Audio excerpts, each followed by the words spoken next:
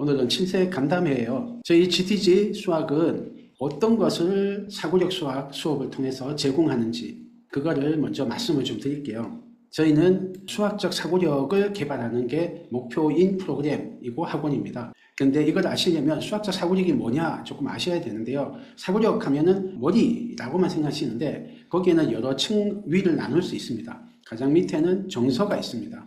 그 위에는 태도, 그 위에는 능력, 그 위에 지식이 자리 잡습니다. 밑으로 갈수록 더 많은 시간이 걸리고 더 영향력이 크다 볼 수 있습니다.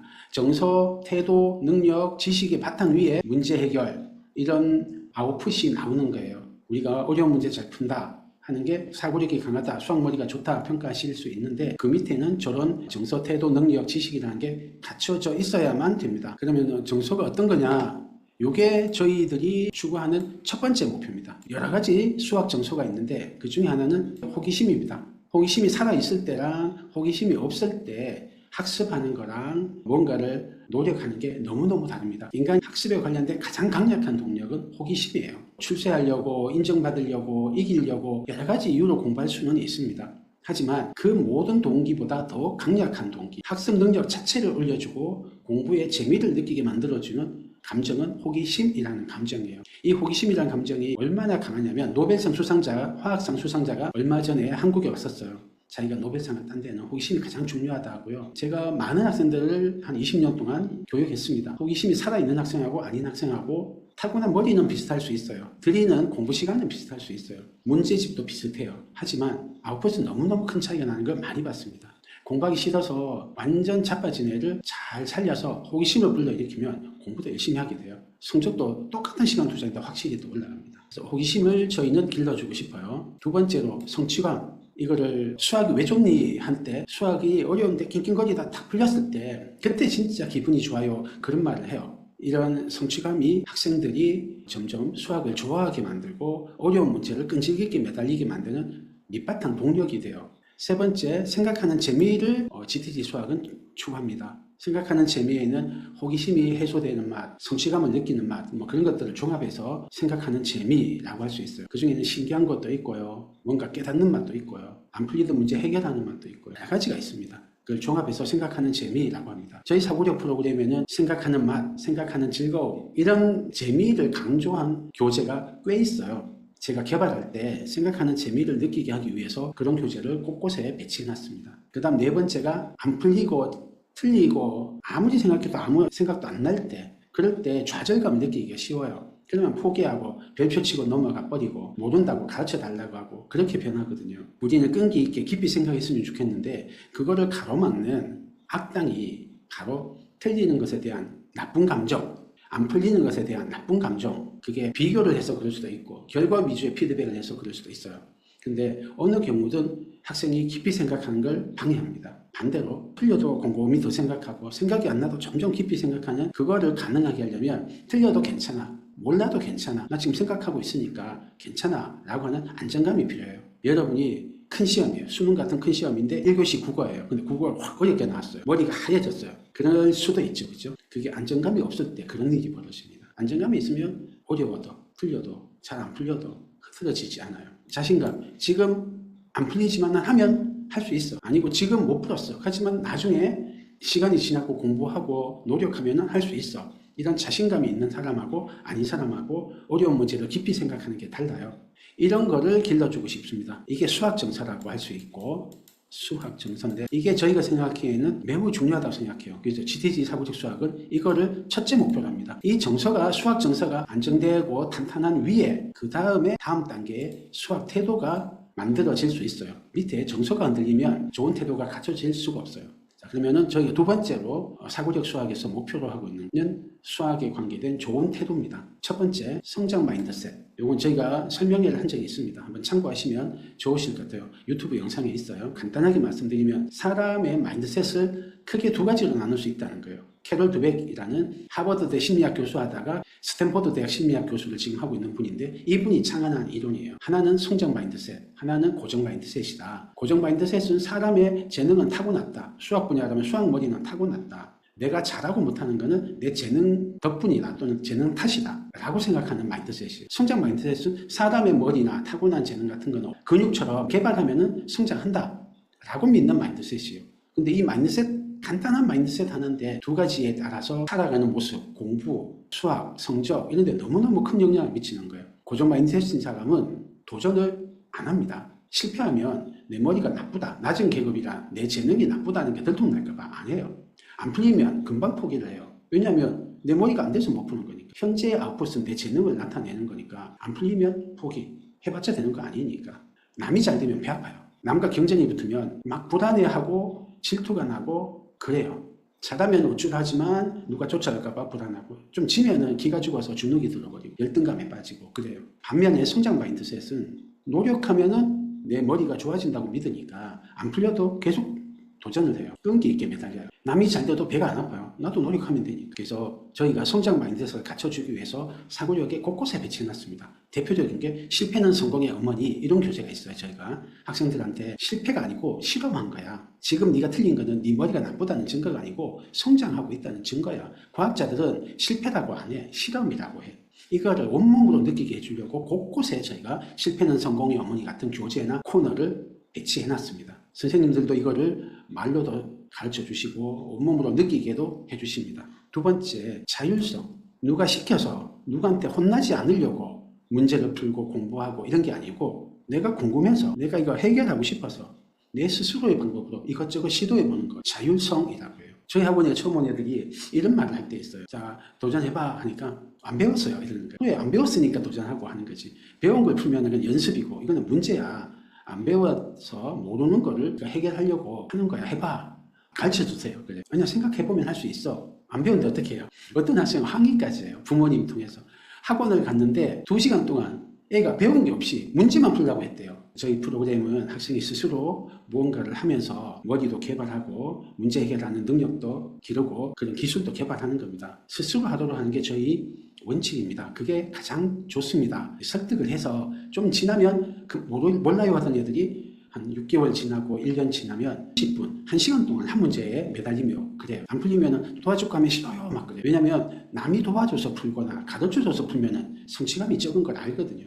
그래서 이 자율성은 스스로 해야 첫째 재미가 있습니다. 두 번째, 스스로 해야 머리가 좋아집니다. 세 번째, 스스로 해야 실패를 하든 뭐 성공을 하든 스스로 한 다음에 배우면 이해가 쏙쏙 됩니다. 아주 깊이 이해됩니다. 이런 장점이 있기 때문에 스스로 먼저 하는 게 좋아요. 저희 학원에서 어떤 경우는 주입식으로 가르쳐주면 5분이면 끝날 거를 10분 동안 스스로 하도록 하고 발표하고 토론하게 합니다. 낭비 같죠? 5분이면 알 거를. 근데 해보면 이렇게 스스로 뭔가 탐구하면서 개념을 깨우치고 원리를 발견한 학생은 생각하는 걸 좋아해요. 어려워도 끝까지 매달려요. 보통 이렇게 하니까 사고력도 잘 커져요. 그리고 그 내용을, 그 문제를 남이 안 가르쳐도 잘 이해하고 안 까먹고 심지어는 그 비슷한데 응용도 훨씬. 그다음에 세 번째, 저희는 학생 학습하는 것보다는 탐구하는 걸 먼저 해요.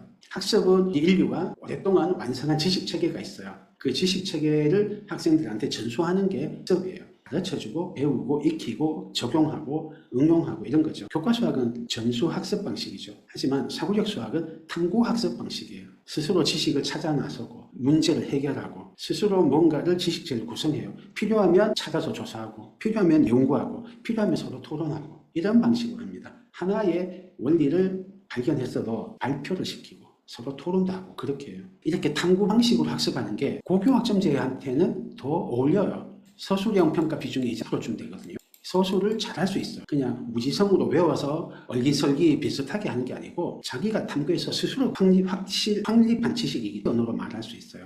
그 다음에 고등학교 가면은 수행평가 비중이 높아진단 말이에요. 수행평가가 5대5, 집필평가랑 거의 5대5에 가까이 됩니다. 그럴 때 수행평가의 핵심이 탐구거든요. 탐구보고서, 산출물 이런 식이에요. 탐구 방식으로 공부하는 건 교과수학에서는 하기가 어려워요. 저희 학원이 사고력 수학도 하고 교과수학도 하거든요. 근데 제가 교과수학 수업할 때 이거는 탐구를 시키고 싶다 하는 주제가 있어요. 예를 들면 분수의 나눗셈은 뒤집어서 곱한다. 이런 거 탐구를 시키고 싶거든요. 근데 교과수학에서는 그걸 시키기가 쉽지 않아요. 시간 제약이 있더라고요.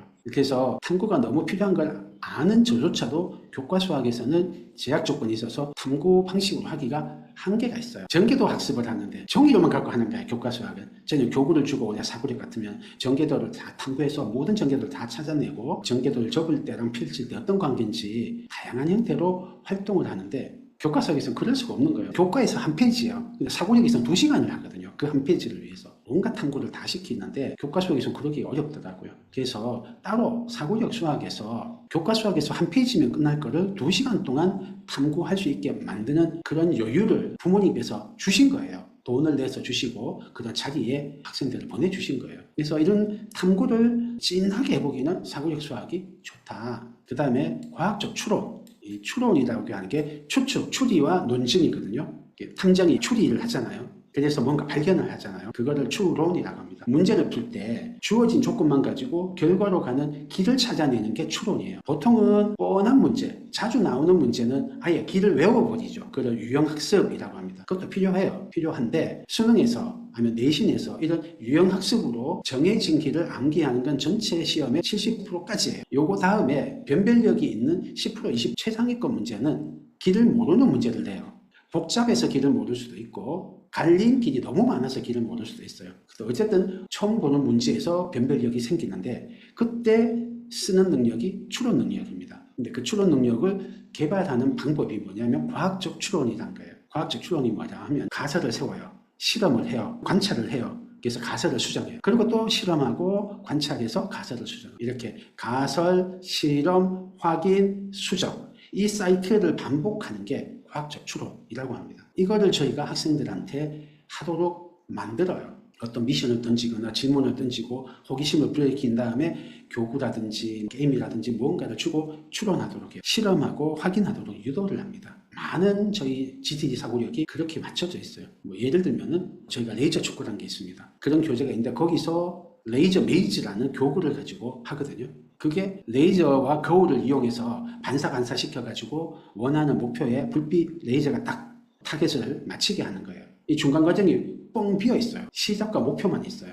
그럼 중간을 어떻게 설계하는가를 이거 해보고 아니네 조가보고 이렇게 실험해가면서 점점점 답을 찾아가는 방식으로 되어 있어요. 그런 종류의 과학적 추론을 하는 거를 교구 형태로도 있고 퍼즐 형태도 있고 게임 형태도 있고 여러 가지 형태로 저희가 액티브하게 구성을 해놨어요. 그래서 학생들은 공부라고 생각 안 하는데 재밌게 해요. 이게 만약 수학 문제로 나왔으면 굉장히 어려운 문제고 학생들 대부분이 못 풀고 선생님한테 배워야 될 문제인데 오히려 이걸 재밌어 합니다. 머리 쓰면서 이것도 해보고 저것도 해보고 요런 줄 알았더니 아니네. 그러면 요걸 살짝 바꿔볼까? 이런 식으로 해요. 그 다음에 정교성은 뭐냐면 대충 어슴푸레하게 풀어놓고 끝이 아니고 끝까지 확인하는 거예요. 수학 문제로 풀면은 검사하는 거, 논증하는 거, 논리적으로 따져보는 거 이런 걸 정교성이라고 합니다. 학생들 중에는 대충 어림짐작으로 수학 문제 푸는 학생들이 꽤 있어요. 그런데 저희 사고력에서는 그거를 학생들이 꼭 확인하게 만들어요. 게임이라는 형태가 안 돼 있어요. 게임이 걸리면 자기 이기고 지는 게 길리면 꼭 애들이 확인을 해요. 확인 안 하면 지도록 만들거든요. 그런 식으로 해서 틀렸다고 실수했다고 혼내는 방식이 아니고 스스로 끝까지 확인하도록 만듭니다. 여러 가지 장치를 통해서 퍼즐이라는 형태로 할 때도 있고 게임이라는 형태로 할 때도 있고 여러 가지. 저희가 이런 태도를 목표로 해서 사고력을 합니다. 그 다음이 정서, 태도, 능력인데요. 능력에는 이런 것들이 있습니다. 그 중에 저희가 아주 중요하게 생각하는 거 몇 가지를 말씀드릴게요. 가장 중요하게 생각하는 과제 집착력입니다.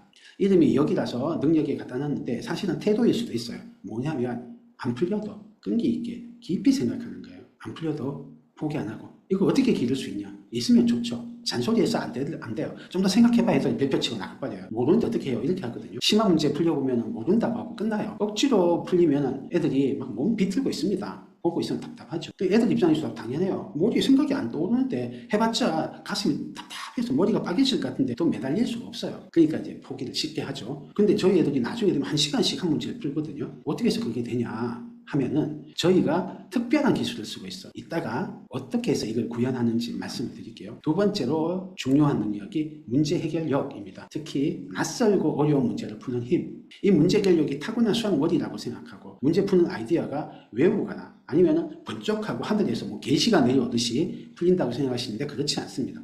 낯선 문제를 푸는 힘도 개발이 가능합니다. 일단 사고력의 정서 태도가 받쳐줘야 되고요. 다른 능력도 받쳐줘야 되는데 문제 해결력 자체를 기르는 고유한 활동도 있어요. 그런 것들을 저희가 합니다. 그러면 길러져요. 그 외에도 논리력, 공간지각력, 추론 능력, 규칙 이해력, 탐구력, 유연성, 연산력, 수학적 이해력 이런 것들도 수학적 사고력의 능력입니다. 이런 것들이 저희 교재마다 이 교재는 논리력을 개발하는 거야. 이 교재는 유연성을 개발하는 거야. 이 교재는 규칙 이해력을 개발하는 거야. 이 교재는 추론 능력을 개발하는 거야. 이렇게 전문 분야가 교재마다 있어요. 그래서 저희가 요 10대의 능력을 한 6개월에서 7개월이면 한 바퀴를 돕니다. 한 바퀴 돌면서 좀 더 어려운 단계에서 또 한 바퀴 돌고 이렇게 나선형으로 계속 이 사고력의 10대 능력을 개발하면서 갑니다. 뚜렷한 목적을 가지고 제가 교재를 만든 사람이 저거든요. 뚜렷한 목적을 가지고 이 능력을 어떻게 개발하겠다를 설계해서 만들었습니다. 제가 CMS, CMS 두 군데서 연구소에서 교재 개발하고 수업하는 걸 했거든요. 그때도 이런 것들을 의식은 했지만 지금처럼 뚜렷하게 의식하고 개발한 건 아니었어요. 하지만 제가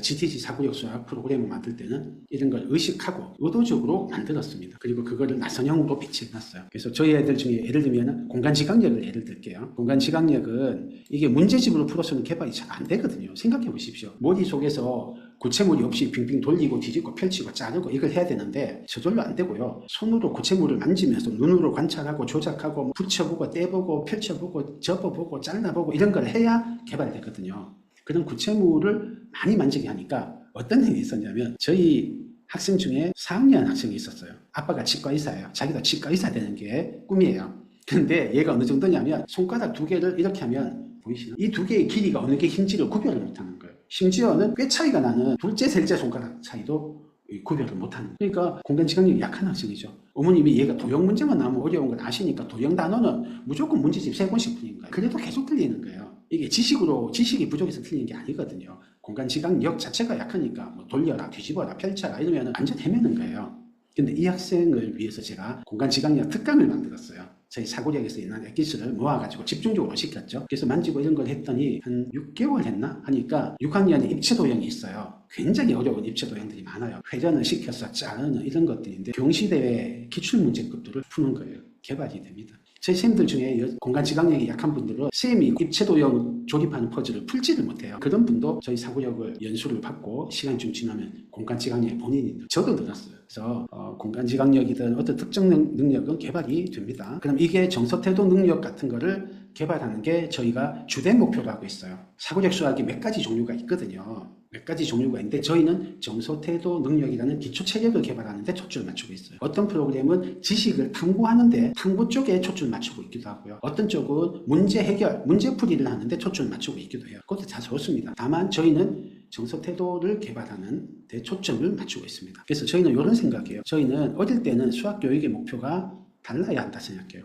지식을 학습하고 이런 것도 중요한데 정서태도 능력이라는 그릇 자체를 키우는 게 어릴 때는 더 먼저다. 그릇이 큰 다음에 그 그릇에 지식과 기술이라는 내용물을 채우는 것은 그 다음 해도 안 늦다. 그 생각을 해요. 그래서 어릴 때는 저희는 정서태도를 개발하는데 초점을 맞추자 생각을 하고 그쪽에 전문화된 프로그램을 만들었어요. 어떤 데는 탐구에 중심을 두기도 합니다. 지식 탐구에. 그래서 많은 지식을 깊이 있게 탐구하는 데 초점 맞추는 데도 있어요. 대표적인 데가 CMS, 메스몽 이런 데가 그래요. 어떤 때는 문제 해결력에 초점을 맞추고 있는 데도 있어요. 대표적인 게 시중에 있는 사고력 문제집들, 팩토, 103, 필즈수학, 삼록, 최상위 사고력 이런 문제풀이 사고력도 있고요. 소마 같으면은 프리미엄 이런 데가 문제풀이 사고력. 우리가 사고력 할 때 떠오르는 영재 사고력이 좀 이쪽이 많죠. 또 교과 연계 사고력도 있어요. 위당연에서 배운 교과 지식을 좀 징검다리 형식으로 미리 배우는 거죠. 수학 교양 도서들도 사고력이고요. 수학 전집들, 수학 동화 전집들도 그런 의미가 좀 있고 학원 프로그램은 필즈 더 클래식 프로그램이 교과 선행학습하고 연계가 돼 있죠. 그런 사고력이 있고요. 그다음에 교구 활동 사고력이라고 있습니다. 제가 옛날에 근무했던 CMS, 소마의 프리미어 외의 프로그램들 그런 데는 교구를 가지고 활동을 하는 형태로 사고력이 메인으로 구성되어 있어요. 비유하자면 요거는 논리력을 전문으로 개발하는 교구, 이거는 공간지각력을 전문으로 개발하는 교구, 이거는 분수를 학습하기 위한 전문 교구, 요거는 소수를 학습하는 전문 교구, 뭐 이런 식으로 능력이나 지식에 관계된 전문 교구가 있어요. 그 전문 교구를 이용해서 사고력을 개발하죠. 이렇게 각각 추구하는 주 목표가 있는데 저희는 정서와 태도, 능력을 주 목표로 합니다. 특히 정서와 태도를 중요하게 여겨요. 여기에 가장 많은 시간을 투자하고 선생님들도 이 점을 아주 중요하게 여기십니다. 그래서 저희가 생각하기에 수학적 사고력은 머리만의 문제는 아니다. 능력이나 지식만의 문제가 아니고 가슴과 믿음의 문제다. 이제 요 분이 에디슨인데 저희가 아주 중요하게 생각하는 게 나는 1000번 틀린 게 아니고 1000가지 안 되는 방법을 찾아낸 거야. 나는 실패하는 게 아니고 실험하고 있는 중이야. 그러니까 실패를 거듭해도 자꾸 안 풀려도 끈질기게 매달리게 만드는 것. 이게 저희는 사고력 수학의 저희 GTG 사고력 수학의 아주 중요한 목표. 첫째가는 목표를 생각합니다. 부모님들도 심화 문제집 풀리고 싶잖아요. 근데 애가 안 풀고 자빠졌을 때 잔소리로 심화 문제집 안 풀리는 어려운 문제를 풀던가요? 훈계한다고 푸나요? 안 돼요. 해보시면 안 됩니다. 모르겠다고 자빠지는 애를 별표 치고 넘어가는 애를 끝까지 매달리게 만들 방법이 잘 없어요. 그러니까 황소같이 강제로 남겨서 끝까지 풀어야 가게 만드는 그런 프로그램이 있을 정도잖아요. 그러면 저희가 점수 태동 능력을 개발할 때 어떻게 하냐, 특히 끈질기게 매달리는 거 어떻게 하냐 하나씩 말씀을 드릴게요. 첫째, 호기심의 원리. 호기심을 강렬하게 불러일으켜요. 그럼 이게 그 뒤에 어려운 거를 하게 만드는 큰 원동력이 됩니다. 그래서 저희는 처음 시작할 때 호기심을 불러일으키는 방식으로 설계되어 있어요. 두 번째, 도전의 원리. 도전의 원리는 뭐냐면 너무 시시한 거를 제시 안 해요. 달랑말랑 저거 될 듯 말 듯한데 하고 싶다 하고 그런 거를 시켜요. 너무 시시하면은 이렇게 노력할 마음이 안 생기거든요. 너무 어려우면 포기를 해버리거든요. 달랑말랑하게 그거를 도전의 원리라고 했습니다. 교과 수학은 바로 팍 주입을 해버리죠. 도전할 게 없죠. 사고력 수학은 자 해봐 하고 애들 가슴에 불을 질러요. 호기심을 불러킨 다음에 한번 도전해봐 이렇게 해요. 그다음에 자율성의 원리. 이건 아까 좀 말씀드렸습니다. 도전할 때 그 방법은 스스로 선택하게 해요. 죽이 되든 밥이 되든 안 가르쳐주고 빙빙 돌아가는 거 보고 있으면 답답한데도 스스로 하게 해요. 섣불리 가르쳐주면 자꾸 의존심이 생기고 위축돼요, 학생들이. 그래서 좀 어려우면 자꾸 알려달라 그러고 안 풀리면 나는 못 푼다고 생각하기 쉬워요. 고정 마인드셋이 되죠. 근데 스스로 했다가 성공하면은 강한 자신감이 생겨요. 쉬운 거에서 100점 맞아서 생기는 가짜 자신감, 약한 자신감이 아니고 낑낑거리다가 30분씩 1시간씩 헤매다가 탁 성공했을 때 그 희열이 있고 그때 내가 잘할 수 있다는 강한 자신감이 생겨요. 왜냐면 어려운 걸 자기가 극복해봤으니까. 그러려면 스스로 해본다. 이 자율성의 원리가 꼭 전제가 돼야 됩니다. 네 번째, 탐구의 원리. 주입을 안 한다고 했죠. 주입을 하고 가르쳐주고 전수를 하는 거는 교과 수학. 근데 사고력 수학은 스스로 탐구할 수 있게. 5분이면 끝날 거를 30분이 걸리더라도 탐구로 한 게 훨씬 더 좋습니다. 탐구 능력도 개발되지만 지식도 깊이 이해되고 무엇보다 재미가 있고 정서가 좋아집니다. 그래서 저희는 탐구를 시킵니다. 다음이 활동의 원리. 활동이라 하는 거는 7차 교육과정. 김영삼 정부 막바지에 7차 교육과정이 통과됐거든요. 적용된 거는 이제 이해찬 세대부터인데 그때부터 지금까지 7차 교육과정이에요. 지금 2022 개정 교육과정이에요. 이때 도입된 게 구성주의라는 교육 원리가 7차 교육과정에 도입돼요. 그게 학습자의 머리에 지식이 어떻게 구성되느냐가 중요하다고 생각하는 사조예요. 그때 채택된 중요한 원리 중에 하나가 활동의 원리입니다. 활동의 원리가 뭐냐면 주입해서 외우게 만든다가 아니고 이 학생이 탐구를 하고 싶은데 금방 탐구가 잘 안 된단 말이에요. 탐구라고 하는 게 저절로 익혀지지 않아요. 특히나 어려운 탐구는. 그래서 이거를 탐구하기 쉽게 활동으로 구성을 해요. 많은 경우는 교구를 주기도 하고요. 게임을 할 때도 있어요. 어떤 때는 퍼즐을 이용할 때도 있어요. 어떤 때는 토론을 할 때도 있어요. 어떤 때는 스토리를 이용할 때도 있어요. 어쨌든 간에 프로그램을 설계한 사람이 학생이 이거를 스스로 지식으로 구성할 수 있게 작은 단위로 쪼개서 큰 탐구를 작은 활동의 연결로 만들어요. 제가 이 활동의 원리를 저희 프로그램 안에 강하게 심어놨습니다. 그래서 학생들이 뭔가를 탐구해요. 그런데 그걸 탐구할 때 작은 활동들로 쪼개서 스스로 뭔가를 활동하면서 하나하나 깨우쳐가게 설계를 해놨습니다. 이렇게 하면 뭐가 좋으냐. 학생이 탐구랑 경험이 적었던 애도 탐구를 할 수 있게 돼요. 거대한 문제를 해결하다 그러면 포기했을 애가 각 작은 단위로 쪼개진 작은 문제를 해결하니까 하나하나 큰 문제를 쪼개서 해결해 나가요. 그래서 마침내 거대한 문제를 해결해요. 그렇게 활동의 원리입니다. 점진적 몰입의 원리, 이게 아까 전에 과제 집착력의 핵심 원리입니다. 과제 집착 끈기라고 하죠. 끈질기게 하나를 매달리게 하는 게 잔소리로도 안 되고 당을 걸어서도 안 되고 훈계를 해서도 안 돼요. 설득으로도 안 돼요. 안 풀릴 때 불가능하다 생각하니까. 근데 이거를 저희가 기르는 방법은 저희는 점진적 몰입이라는 기술을 씁니다. 뭐냐면 쉬운 것부터 재밌는 것부터 잘할 수 있는 것부터 해서 점진적으로 조금씩 난이도를 올려가면서 눈덩이를 굴려요. 처음에는 작은 눈덩이죠. 근데 이 긴 슬로프를 길러가면서 점점 눈덩이가 커져요. 예를 들면 저희가 칼라코드라는 거를 1학년 또는 2학년 때 활동을 시켜요. 그림 맞추기란 교재에 있는 활동인데 그 교구가 1번부터 100번까지 있거든요. 근데 그 칼라코드 알록달록 첫 버전이라는 한국 이름을 가지고 있어요. 칼라코드를 하면은 처음에 1번, 2번은 되게 쉬워요. 근데 10번 넘어가면 5번도 어려워요. 근데 처음에 쉬우니까 애들이 막 해요. 조금씩 어려워져요. 그러다가 나중에 되면 진짜 어려워지거든요. 그런데 해오던 게 있으니까 눈덩이가 굴러가니까 성취감이 점점 커지고 하니까 그 생각하는 재미를 봤으니까 애들이 점점 매달려서 해요. 게임이 이렇게 구성되어 있어요. 게임이 처음에 쉽게 해서 점점 난이도 올려가면서 나중에 끝판왕까지 게임은 난이도 쭉 올라가잖아요. 이게 잘 설계된 게 좋은 게임이에요. 게임 유저가 점점 이제 빠져들죠. 그걸 악용해서 중독까지 시키긴 하는데 이 점진적 몰입의 원리가 저희가 과제 집착력을 기르기 위해서 많이 사용하는 핵심 기술입니다. 이게 쉬운 것부터 해서 성취감의 눈덩이를, 작은 성공의 눈덩이를 긴 슬로프에서 굴러가게 설계하는 게 저희 프로그램에 너무너무 많이 있습니다. 이게 저희 프로그램이 다른 프로그램하고 다른 아주 특징입니다. 딴 프로그램은 예를 들면 2시간에 한 주제가 딱딱 끝나야 되는 그런 프로그램이 많아요. 아니더라도 교재 한 권 가지고 한 3, 4주씩 하는 프로그램이라도 안에서 어떤 활동이 그만큼 길진 않아요. 근데 저희는 예를 들면 카나코드 같은 거 할 때 한 3주에서 4주를 이걸 다 시킵니다. 1번부터 100번까지. 이런 종류의 게 저희 프로그램은 아주 많아요. 1년에 몇 번 등장하거든요. 1번부터 끝까지 다 시키는 게. 잘하는 애가 먼저 좀 끝나요. 그래도 늦은 애들도 다 끝날 때까지 잘하는 애들은 도전 모델을 더 주면서 거의 다 끝내도록 만듭니다. 이게 저희 학원의 아주 강력한 특징. 다른 데 없는 프로그램이에요. 제가 이 점진적 몰입 어디서 배웠냐면 제가 사부로 모시는 분이 몇 분 계신데 그 중에 하나가 미야모토 테스야라는 분이에요. 켄켄 수학이라는 걸 만드신 분이에요. 이분이 일본의 도쿄에서 초등학생 가르치는 학원을 해요. 일본은 좀 희한한 게요. 중학교 입시가 제일 중요해요. 치열하게. 중학교를 명문중학교 들어가잖아요. 그러면은 고등학교도 명문고 대학도 명문대를 자동으로 가져요. 좀 그런 교육제도를 가지고 있더라고요. 그래서 어느 중학교를 들어가느냐가 어느 대학 가는 거를 거의 결정한대요.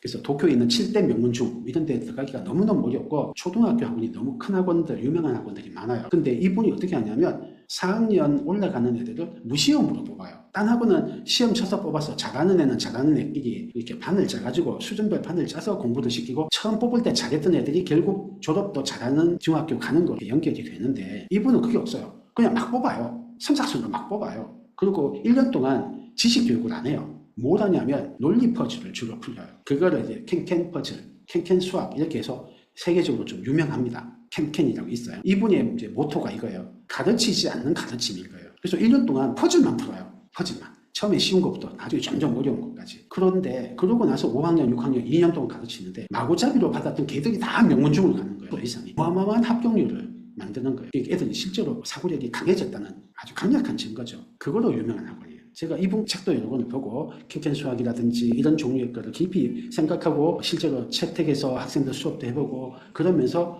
이 점진적 몰입의 원리를 알게 됐어요. 그래서 저희 안에는 이런 식으로 가르치지 않는 가르침. 학생들이 작은 눈덩이로 시작해서 긴 슬로프를 내려가면 나중에 거대한 눈덩이로 커지는 거를 저희가 만들어냅니다.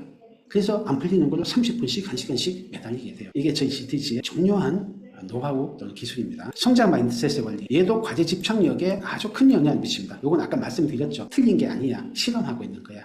실패는 성공의 어머니야. 내가 지금 비록 못해도 내가 영원히 못한다는 뜻은 아니야. 내가 노력하고 근육을 기르듯이 머리를 개발하면 할 수 있어. 이거를 믿게 만들어요. 그래야 오랫동안 매달릴 수가 있죠. 해도 불가능하다. 나는 계급이 낮은 계급이다. 이거 못 푼다 하면 매달릴 수가 없죠. 그래서 과제 집착력은 점진적 몰입의 원리와 성장 마인드셋의 원리가 합쳐져서 과제 집착력이 길러집니다. 그 다음에 긍정적 피드백의 원리, 요거는 이런 겁니다. 학생들을 뭔가 하게 할 때, 자녀를 뭔가 하게 할 때 잔소리, 훈계, 질책 이런 거를 많이 쓰시기 쉬워요. 그게 쉬우니까. 근데 저기 해보면 사람이란 존재는 잔소리 들어서도 움직이지만 잘했을 때 인정받고 칭찬받으면 그쪽으로 하게 돼요. 범고래를 훈련시킬 때 때려서 점프하고 막 묘기 부리게 만들까요? 범고래는 5톤이 넘어요. 몸무게가. 사람 정도는 한번 깨물면 끝이에요. 때려서 안 합니다. 어떻게 하냐면 점프 훈련시킬 때 물 밑에 그냥 밧줄을 하나 놓는데요. 어쩌다 봉고래가 그 밧줄 위로 지나가면 막 쓰다듬어주고 먹이주고 포도혈압을 떠는 거예요. 봉고래는 처음에 모르죠. 근데 그걸 몇 번 반복되면 봉고래가 이제 똑똑한 동물이라 내가 밧줄 위로 지나가면 좋은 일이 있구나 라는 걸 알아요. 그러면 이제 밧줄을 조금씩 올린대요. 그래도 계속 넘어간대요. 그러다가 물 위로 올려도 뛰어넘게 되는 거예요. 이런 식으로 하나씩 묘기를 가르친답니다. 사람도 똑같은 거예요. 우리 어린이들은 범고래라고 생각하십시오. 만만하니까 우리가 그냥 잔소리로 무언가를 하게 만들고 훈계로 뭔가를 하려고 하는데 그게 안 먹힙니다. 어쩌다 한번 매달렸어요. 어쩌다 한번 포기하다가 다시 한번 도전했어요. 한 번 더 도전했구나. 쉬운 것이만 성공하면 나도 성공했다. 아까 잘 안 돼서 띵띵대더니 성공했네. 저희가 이런 식으로 과정을 칭찬해요. 과정에 대해서 긍정적 피드백을. 그러면 그쪽으로 아이들이 유도가 됩니다. 반대쪽을 때리는 게 아니고 자라고 하고 싶은 쪽에 햇빛을 비추면 돼요. 그러면 나무는 그쪽으로 자랍니다. 그게 긍정적 피드백의 원리예요. 그럼 선생님이나 학부모님이 어떤 역할을 하는 거냐면 머리가 좋아지고 뭔가 문제를 풀고 학습을 하고 하는 주체는 학생이다. 다만 교사나 학부모는 이 아이들이 잘했던 거를 증폭시켜주고 못했던 건 좀 보완해주고 그런 역할을 하자. 학생이 좌절에 빠져서 나는 바쁜가 봐, 역시 못 푸나 봐 이럴 때 아니야. 네가 이 방법을 전에 했는데 다른 방법을 시도했잖아. 그럼 또 세 번째 방법 하면 돼. 하다 보면 돼. 뭐 이런 식으로 좌절을 이길 수 있게 격려를 해주고 응원을 해주고 한 번 해서 성공하면 박수 쳐주고 너무 좋아해주고 그러면은 아이들이 포기하려고 그럴 때 맞아. 옛날에 내가 칭찬을 들었지. 이런 감정이 생긴다고요. 우리가 할 것은 부정적 피드백이 아니고 긍정적 피드백뿐이다. 이게 저희 교육 철학입니다. GTG. 그래서 숙제검사에서 혼내고 틀리면 오답시키고 그런 식으로 사람을 하진 않아요. 사고력에서. 그 다음에 너무 많이 하는 것 같은데요. 7살 설계를 조금 해드릴게요. 너무 어려서 뭘 설계까지 하긴 하는데 큰 원칙만 알아두십시오. 공부와 탐구에 대한 좋은 감정을 만드는 게 전 첫째라고 생각합니다. 그러면은 공부를 좋아하고 깊이 파고드는 걸 좋아합니다. 수학 공부하는 좋은 방법이 있어요. 교과수학도 좋은 방법이 있어요. 사고력은 아까 좋은 방법 저희가 말씀드렸죠. 교과수학도 좋은 방법인데 좋은 방법으로 공부를 하게 합니다. 어떤 게 좋은 방법이요? 특히 교과수학에 대한 건 저희 설명회를 한 번 더 할게요. 옛날 했던 영상이 있을 건데 저 유튜브에서 참고하셔도 되고요. 다음 발달에 맞게 적절한 지적 자극을 제공한다. 이거를 부모님이 하시면 너무 좋아요. 우리의 발달 단계에 맞게 예를 들면 공간지각력 조금 약하니까 이런 교구 만지게 하고 이런 프로그램을 하고 연산력은 좀 강한데 더 끌어올리기 위해서 이걸 하고 논리력은 홀 좀 보완해서 이걸 하자. 추론 능력은 이렇게 여러 가지로 적절한 지적 자극을 제공하시면 좋은데 부모님이 하실 시간이 없거나 좀 더 풍성하게 하고 싶으시면 전문가가 프로그램을 쫙 짜놨어요. 이거 다음엔 요거 다음엔 요거 이렇게 가장 좋은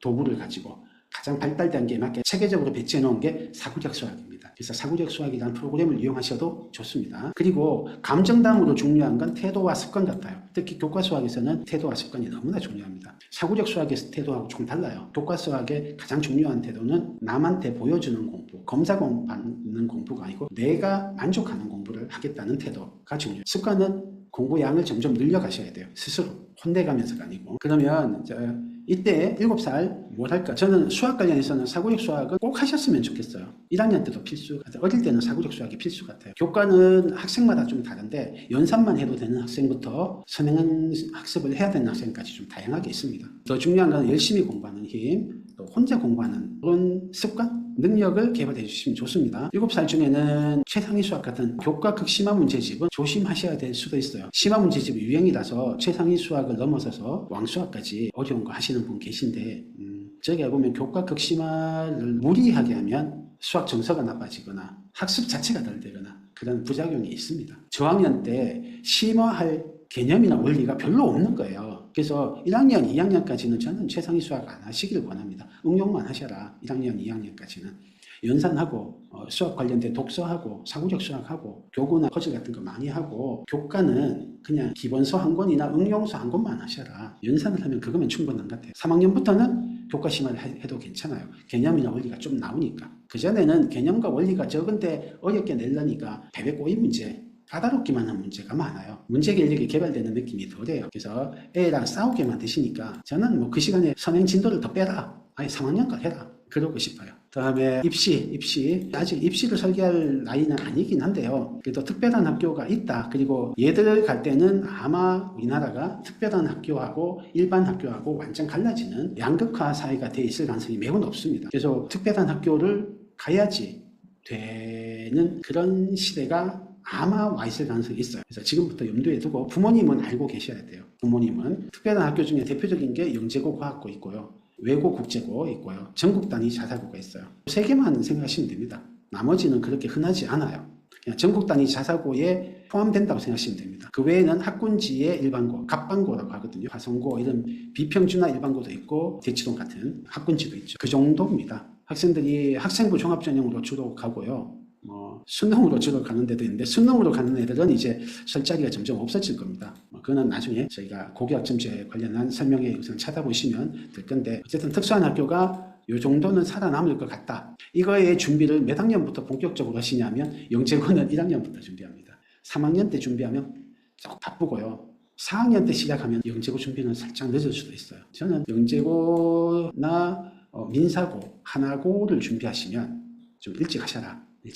권하고 싶습니다. 그래서 부모님은 알고 계셔야 돼요. 왜 그러냐? 2022학년도 서울대 입학생 출신학교 일반고가 48, 자사고, 영재고, 과학고, 외고, 국제고 합치면은 약 51, 그래서 반반이에요. 근데 일반고가 전체 1667개고고 자사고, 영재고, 과학고, 외고, 국제고 다 합쳐서 100개 정도밖에 안 되거든요. 16배가 많은데 학생 수는 비슷해요. 심지어 이 일반고의 대부분까지는 아니고 많은 수가 학군지 애들이에요. 그러면 전국의 비학군지 일반고 애들은 서울대를 거의 못 간다. 학교장 추천 전형인 지역균형 선발이라는 쿼테제가 아니면은 일반고에서 서울대는 거의 뭐 10 언더일 거예요. 80%를 특별한 애들이 가요. 특목고, 자사고 아니면 학군지, 갑반고 애들이 가요. 이게 현실입니다. 근데 이게 고교학점제가 더 확대되는 지금 7세가 대학교 갈 무렵이면 특목고, 자사고가 존치된 상태에서 수능 절대평가, 내신 절대평가가 될 가능성이 높아요. 둘 다 절대평가가 되면 애들을 뭐로 뽑겠어요? 수능과 내신으로 안 뽑습니다. 지금 일반고 애들은 내신으로 서울대를 가고 있는데 의대를 가고 내신으로 못 갑니다. 왜냐하면 절대평가니까. 한 3분의 1이 A 학점을 받으니까. 그거로는 선발이 안 돼요. 심화 과목 얼마나 수강했느냐 이수 과목으로 판가름이 날 텐데 거기는 특목고, 자사고하고 일반고는 넘을 수 없는 강이 있어요. 영재고, 과학고 이런 데 가면 대학교 과정을 공부하거든요. 그게 학생부에 딱 남아 있어요. 대학교 과정을 공부해요. 민사고, 하나고, 외대부고 같은 데도 대학교 과정을 공부하거든요. 그런 애들하고 그냥 고등과정만 공부한 일반고 애들하고 비교가 안 되죠. 대학에서 그냥 뽑고 싶은 대로 뽑으라 그러면 일반고 애들은 뭐 거의 뽑아도 안 뽑힐 거예요. 그냥 쿼터제로 한 3, 4 뽑아주겠죠. 그래서 얘들이 대학 갈 때는 최악의 경우는 특목고, 자사고가 전체 상위권 학교, 대학교를 휩쓰는 게 될 위험도 있다. 그럴 가능성이 있다. 그러니까 미리 부모는 알고 대비해야 된다. 저희가 1와 2원반 1월 달에 시작합니다. 4학년 1학기로 시작합니다. 심화는 3학년 2학기 최상위를 하고요. 문제 해결력은 필즈, 인문 정도를 합니다. 4학년 1학기입니다. 요거 지금 합류할 준비를 지금부터 하고 있는 학생도 있고요. 3월에 개설한 7세반 애들 중에 외부에서도 하는 애들이 있을 거예요. 그 다음에 2반, Y2반, 1Y2는 7월에 4-1 할 생각이에요. 올해는 3반을 개설했어요. 5월에 한 번, 9월에 한 번. 이렇게 해서 1월, 5월, 9월 3번 개설했는데 해보니까 3번 하니까 살짝 너무 자주 하는 것 같아요. 그래서 내년은 1반, 2반, 1월, 7월 2번만 할 생각이에요. 그거 염두에 두시고 공부 계획을 좀 짜시면 좋겠습니다. 이렇게 해서 뭐 하냐? 얘들이 영재고 가는 준비예요. 그래서 1학년 때 교과를 일찍 달린 애들은 영재고 준비하는 애들이다. 그렇게 하다가 나중에 자사고로 빠질 수도 있긴 한데 어쨌든 영재고 준비하는 애들이다. 그렇지 않은 애들은 이렇게까지 일찍은 안 하셔도 됩니다. 저희 학원에 이번에 영재고 6명 붙었는데요. 저희 학원이 영재고 입시를 직접 하지는 않으니까 요새는 걔들 중에 늦게 한 애는 4학년 때 선행학습 시작해서 이번에 영재고 간 학생도 있어요. 그러니까 불가능은 아니에요. 근데 확률을 높이려면 편하게 하려면 다음에 막 헉헉거리고 달려야 되거든요.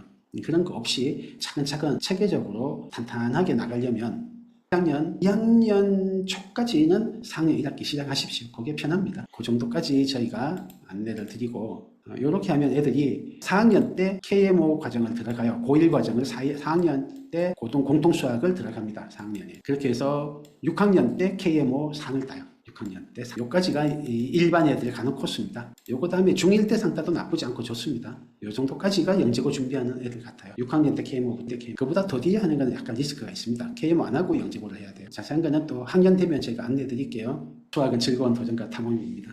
감사합니다. 사고력 수학은 몇 학년까지 하면 좋을까요? 7세에 시작한 학생들 같으면 저희가 고등과정을 4학년 달에 들어간단 말이에요. 제일 빠른 반은. 그래서 고등과정 들어가기 전까지는 하시면 좋다. 지금 5학년, 지금 4학년까지는 저희가 5학년 때 고등과정 들어가거든요. 그래서 4학년 말까지는 하셔라 하는데 지금 2학년부터는 4학년 중반 또는 4학년 초반에 고등과정을 들어가요. 그래서 그 애들은 4학년 말까지는 사고력을 할 건 아닌 것 같고요. 고등과정 들어가고 KMO 과정 들어가면은 한 단계 높은 사고력을 하는 거거든요. 그래서 그때는 지금 이 초등 사고력 말고 중등 문제 해결력으로 넘어가면 되는 것 같아요. 근데 초등 사고력은 고등과정 들어가기 전까지, 그게 3학년이면 3학년, 4학년이면 4학년까지 권해드립니다. 일부 학생은 좀 늦게 시작해서 5학년 때도 사고력 하는 학생이 있어요. 그것도 저는 가능하다고 생각합니다. 필요한 학생이 있어요. 저희 학생 중에 이번에 KMO 중1인데 금상 딴 학생이 있어요. 또 중2인데 한국과학영재학교 조기 합격한 학생이 있어요. 이 학생들이 1학년 때 좀 사고력에 들어왔는데 그때는 저희하고 사고력 반에서 그렇게 높은 반이 아니었어요. 근데 사고력하고 하면서 잠재력이 개발돼서 중1 때 KMO 금상도 따고 중2에 영재고 조기 합격도 하고 그래요. 그 학생들이 사고력을 안 했으면 그 정도까지 안 늘었을 겁니다. 요번에 중3인데 영재고 간 학생이 4학년 때 딱 제진도 나가던 학생이 있었어요. 그 학생이 천식이 있어서 그 남매인데 일부러 용인에 그 제1초라고 용인에 타운하우스 많은 데 있어요. 공기 좋은데 일부러 거기서 키우신 거예요. 그래서 애들이 막 논에서 넘두렁에서 뭐 개구리 잡고 이렇게 크던 애가 사고력은 멀어도 일주일에 한 번 하니까 여기까지 오신 거예요. 그러다가 사고력을 하면서 그 학생이 점점 성장하니까 제가 수업하는데 관찰하니까 영재성이 있더라고요. 그래서 영재고 준비 한번 하셔라. 그래서 4학년이 딱 재진도 하고 있던 학생이 그때부터 영재고 준비를 시작해서 이번에 갔어요. 사고력을 하면 그런 잠재력 개발되는 게 있습니다. 사고력 주일회, 교과 주일회 숙제만 잘 따라가도 될까요? 사고력 주일회, 교과 주일회면 교과 주일회는 초1부터 저희가 수업을 하는데요. 그것만 하면 아주 훌륭하죠. 저희 교과 프로그램 따르면 훌륭하고요. 교과를 수업을 한다가 아니고 숙제만 한다 이런 뜻이시면 숙제가 한다는 뜻이시면 교과를 어떻게 하는지 따라 다른데 저희 담임선생님이 잘 가이드해 주실 겁니다. 그거 잘 따라가도 좋아요. 좋고 하나 더 하자면 저희가 사고력하고 교과 외에 문제 해결력 하나 더 문제집을 푸시거나 수업을 들으라고 하시거든요. 문제 해결력이 뭐냐 하면은 사고력에는 여러 능력이 있단 말이에요. 그 중에 하나가 문제 해결력이에요. 아까 10가지 중에 공간지각력, 논리력, 과제입착력 뭐 많잖아요. 그 중에 하나가 문제 해결력인데 걔를 집중적으로 더 훈련하는 거예요. 대표적인 문제집이 팩토, 103, 필즈 이런 걸 하는데 저희는 103이라고 필즈 최상위 사고력을 가지고 수업을 운영을 해요. 그래서 숙제를 하셔도 그걸 숙제를 하시거나 수업을 들으시면 더 빨리 개발됩니다. 많은 듯한데 집에서 시키면 교과시키고 연산학습지 시키다 보면 바쁠 수 있어요. 아이들이 아직 어리니까 7살. 그런데 저희가 온라인 수업 하거든요. 일주일에 한 번 50분 수업이에요. 수업을 듣게 하시면 한 달에 3만 원입니다. 재원생은 3만 원, 비재원생은 저희가 7만 원인가 9만 원인가 받는데 재원생은 싸게 해요. 그래서 사고력 들으면서 문제 해결력은 웬만하면 들으시라는 뜻에서 저희가 싸게 책정을 했습니다.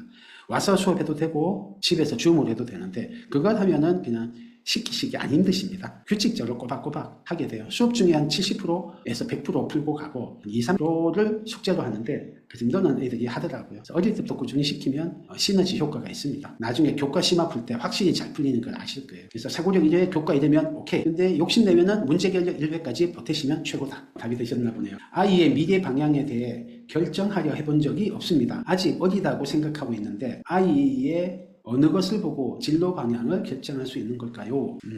어렵죠. 어려워요. 여러 가지를 복합적으로 봐야 되니까. 근데 영재성이 강한 학생은 일찍부터 좀 보실 필요가 있습니다. 그 학생들은 특별한 교육을 좀 하셔야 돼요. 그럼 영재성이 강한 걸 어떻게 하냐? 저희 설명에 있습니다. 제가 유튜브에 올려놨고 진단하는 것도 저희 블로그에 있으니까 참고하시면 좋고 웩슬러 한번 받아보시는 것도 좋습니다. 할 때 풀배터리로 하십시오. 그리고 좀 야매로 하는데 이상한 데 말고 유명한데 비싸고 이상한 데 있어요. 뭐라고 말씀을 못 드리겠는데 그런 것보다는 오히려 그냥 정신과에서 하는 것도 좋고 하니까 웩슬러 검사 한번 받아보시는 것도 좋습니다. 7세도 현재 문제 해결력 특강이 있다면 수강할 수 있나요? 네, 7세도 가능합니다. 저희가 킨더부터 있거든요. 필즈 수학 킨더부터 있는데 아마 7세 이번 사고력 수학 합격한 학생들이면 될 거고 저희 7세 1기, 2기 아닌 학생들도 시험 쳐서 저희가 필요하면은 보내드릴게요. 요거보다 더 쉬운 게 팩토 킨더, 팩토는 키즈가 먼저죠. 예, 그거는 집에서 하셔야 돼요. 킨더부터는 저희가 수업도 있습니다. 저희한테 문의하십시오. 혹시 반이 폭파되기도 하나요? 제가 폭파는 안 했어요. 한 명 남아도 한 경우가 많아요. 네, 폭파 안 합니다. 7세 기준으로 다음 개강은 12월인가요? 1월입니다. 사고력 반은 1월에 개강하고 그 다음에 1학년부터는 수시 개강입니다. 그래서 혹시 이번에 어떤 사유가 있어서 7세 사고력 반에 합류 못하신 경우는 한 달을 기다려 주십시오. 그리고 이런 거 있어요. 7세에 뽑힌 애들이 제일 잘하는 거 아니에요? 늦게 하면 못 따라가는 거 아니에요? 할 수 있는데 1학년 때 와서 이번에 영재고 간 애들 중에 1학년 때 시작한 애들도 있어요. 그래서 1학년부터 해도 괜찮다. 너무 뒤처지면 영영 뒤처진 거로 조바시면 안 되셔도 된다. 7세 교과는 없고 1학년 때 시작하는 건가요? 예, 맞습니다. 7세 교과는 없어요.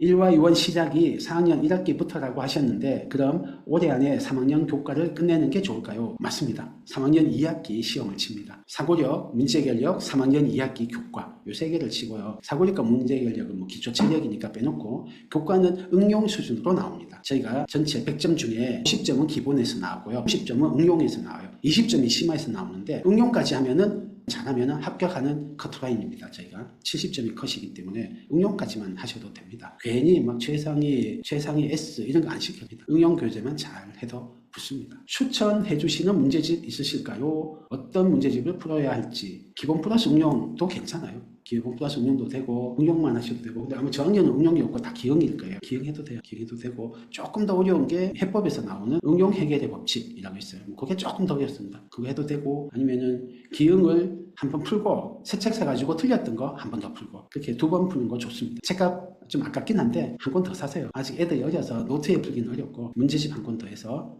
풀면 좋습니다. 1학년, 2학년은 그렇게까지 필요 없고요. 연산하시고 3학년 1학기, 2학기는 기억만 해도 돼요. 사고력과 문제일이 더 중요합니다. 해보면. 네, 감사합니다. 안녕히 계십시오.